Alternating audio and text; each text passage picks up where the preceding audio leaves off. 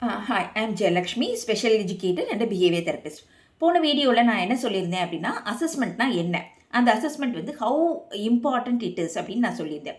Okay, இப்போ உங்களுக்கு கேள்வி வரலாம். ஸோ இந்த அசஸ்மெண்ட் வச்சு என்ன பண்ணுவீங்க, யார் அசஸ் பண்ணுவா அப்படின்ட்டு. இந்த அசஸ்மெண்ட் வந்து ஒரு ஆளே தான் எடுப்பாங்களா அப்படின்னா இல்லை.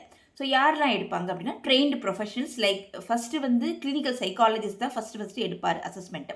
ஸோ அவரோட அசஸ்மெண்ட் ரிப்போர்ட்டை பேஸ் பண்ணி இந்த குழந்தைக்கு என்ன தெரப்பியை வந்து அவர் ரெக்கமெண்ட் பண்ணியிருக்கிறாரோ அந்த ரிப்போர்ட்டில் அந்த ட்ரெயின்டு ப்ரொஃபஷனல் வந்து ஒரு அசஸ்மெண்ட் பண்ணுவாங்க அவங்களோட பிளானுக்காக.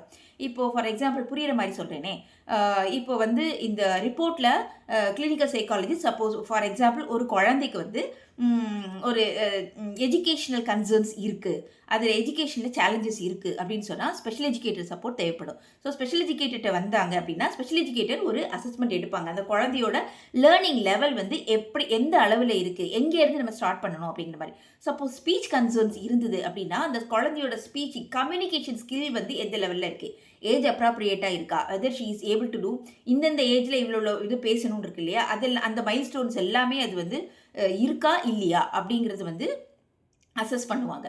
ஸோ இது மாதிரி தான் ஆக்குபேஷனல் தெரபிஸ்ட் ரெஃபர் பண்ணியிருந்தாங்கன்னா அவங்க அசஸ் பண்ணுவாங்க, பிஹேவியர் தெரபிஸ்ட் ரெஃபர் பண்ணி தான் அவங்க இருப்பாங்க.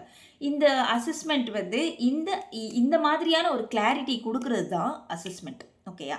ஸோ ஏன் வந்து கிளினிக்கல் சைக்காலஜிஸ்ட் தான் ஓவராலாக எடுக்கிறாரு, எதுக்காக ஒவ்வொருத்தரும் தனித்தனியாக அசஸ் பண்ணணும் அப்படின்னு நீங்கள் நினைக்கலாம்.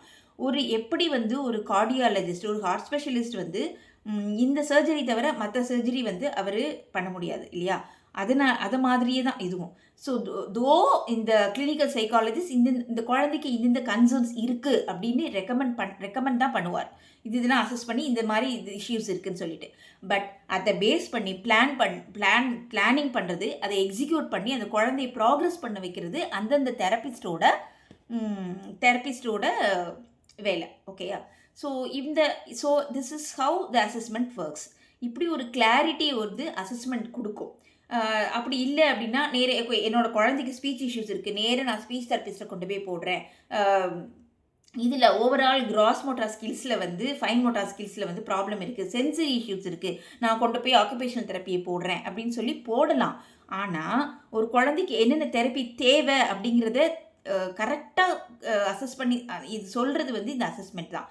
ஒரு குழந்தைக்கு மேபி ஸ்பீச் தெரப்பி மட்டுமே தேவைப்படலாம், இல்லைன்னா ஒரு குழந்தைக்கு ஸ்பெஷல் எஜுகேஷன் சப்போர்ட் மட்டுமே தேவைப்படலாம். பட் இந்த ஒரு சில குழந்தைக்கு 2, 6, 3 தெரப்பி தேவைப்படலாம். ஒரு குழந்தைக்கு எல்லாமே கம்பைண்டாக தேவைப்படலாம். ஸோ இந்த குழந்தைக்கு இந்த சப்போர்ட் வேணும், இவ்வளோ சப்போர்ட் வேணும் அப்படின்னு சொல்கிறது வந்து அசஸ்மெண்ட்.